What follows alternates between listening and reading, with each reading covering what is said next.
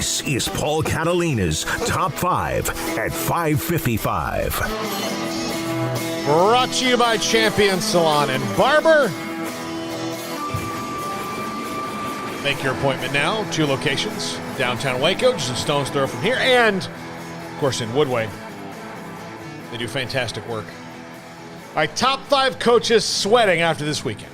I'm not going to call it a hot seat, but these guys are sweating a little bit more because their seasons have not started off very well. Some of them probably safe, some of them less safe than they were, some of them definitely not safe at all. Number 5, Dorrell at Colorado. They're 1-4.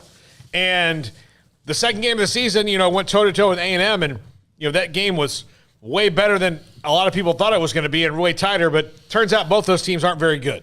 Yeah, Calzada had to rally him in that game, didn't he? Yeah, absolutely. Yes, he did.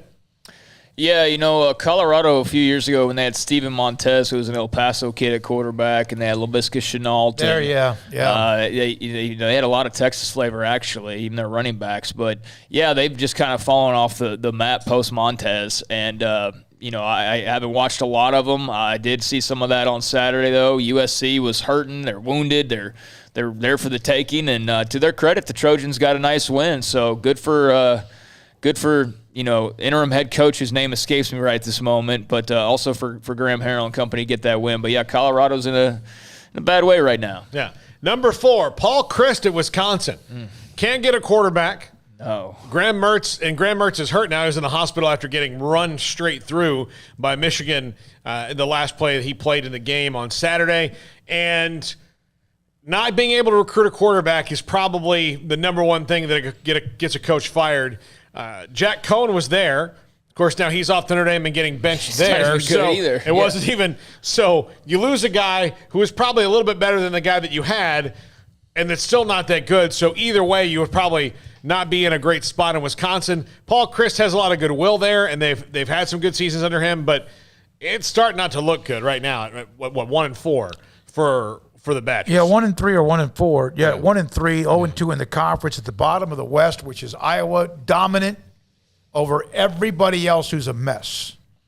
Yeah, no, they've been bad. I mean, Graham Mertz was terrible before the injury. He was. That was as much of a bugaboo for them as anything else. And, I know that was a big win for Michigan in many ways, but that was not a very good Wisconsin team that they beat. So, Paul Chryst has proven it for a long time, but not a very good year. Here's an interesting note while you go to the next one. The Big Ten East, number 4 Penn State, number 7 Ohio State, number 9 Michigan, number 11 Michigan State. Of course, they have 5 teams in the top 11 right now. 4.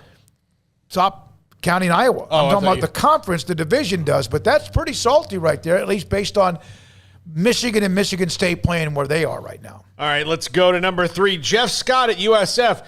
Some good things are potentially on the horizon for USF, and they need to clean up the front porch and start winning some football games. And I would think that if they are legitimately a candidate for Big 12 expansion, which they have been rumored to be, that they are going to want to head into that conference and start recruiting for that conference in a couple years with a better head of steam than they have right now. Yeah, I don't want them in the Big 12 the way they are right now. Yeah. I mean, I know they're not a lock by any means, but they're certainly it'll be 2 or 3 years, so they have time. Yeah, they have time, but you got to get it right in that 2 or 3 years. You hire another bad head coach, it's not going to make a difference. But if you look at coach's hot seat, it's the number 1 choice right here. It's the number 1 hot seat in America based on that website. I know that's not the end all be all, but it's a good indicator. And yeah, they just simply haven't been very good. I mean, they got Tulsa coming up. That should be a winnable game, but then again, probably not. With their 1 win came against Florida A&M. I mean, that's the most gimme win on the schedule. So, I mean, outside of a gimme win, they'd be 0 for right now. So, yeah, South Florida just have lost a lot of steam over, between the coaching changes. Charlie Strong was there for a minute, and just they've lost a lot of steam the last few years. Was it Levitt that was there for a short Jim amount? Levitt. Yeah, he was there. And who was the one that had success there? Jim Levitt. Okay, Jim Levitt, and then Willie Taggart. For a minute after him. So number 2, Manny Diaz at Miami. And talked about this earlier. Yeah. This is the only thing that makes Miami money in their athletic department. I mean, they've got to football for most. Yeah, but I mean, like Basketball doesn't. Nobody cares Yeah. about basketball. And they don't play. In Miami. Yeah, in Okay. Miami. Yeah, nobody cares about basketball there. Careful. But yeah, no. but Manny Diaz, Mayo's has a problem. They don't play on campus. They play at the Dolphin Stadium. That's a hard thing to fill up for a school that's 14, 15, 16, 17, 18,000. It's not a big, massive school. It's a small private school. They do a lot of things that people don't even realize at Miami, like great research institution and all the great law school and all these things they have. But they need the front porch of their university cleaned up. And Miami and Florida State play in a couple weeks, and it's not 17,000 students. It's not going to look good. This would be the worst matchup in the history of the rivalry here between two teams that look almost exactly the same. They just kind of flop their way through games, and Manny Diaz right at the top of the chopping block because now the president has even said, I'm going to get more involved, which you never want to hear if you're the head coach. Yeah, I mean, it's the image of Miami is for the nation, not at all what the actual school is like. Yeah. We think of the Hurricanes and the football team. That's not at all what the school even is. But I mean, he won 8 games a year ago, but he hasn't won a bowl game, hasn't really been in contention, and this has been a bad start. And basically iced his own kicker the other night. So that was a terrible loss that they should have won that game the other night.